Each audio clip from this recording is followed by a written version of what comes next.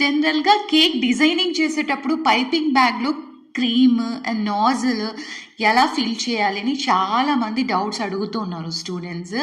So, యూట్యూబ్‌లో ఉన్న ఈ ఫ్రీ స్టూడెంట్స్ మీకోసమే ఈ వీడియో చేస్తున్నాను.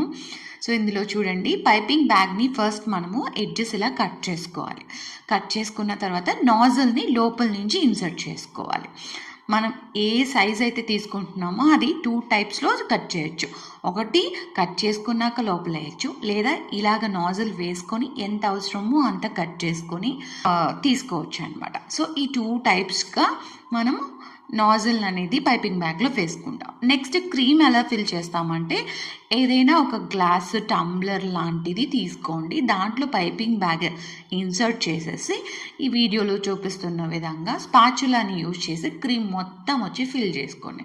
ఫిల్ చేసుకున్న తర్వాత ఇప్పుడు ఏం చేయాలి అని అంటే, ఆ క్రీమ్ మధ్యలో ఎయిర్ బబుల్స్, ఎయిర్ గ్యాప్స్ ఏమీ లేకుండా మనం స్క్రాపర్ లేదా ఎలాంటిదో ఏదైనా ఒక ఫ్లాట్ తీసుకొని మీరు క్రీమ్ని అంతా కూడా దగ్గరికి జరుపుకోవాలి.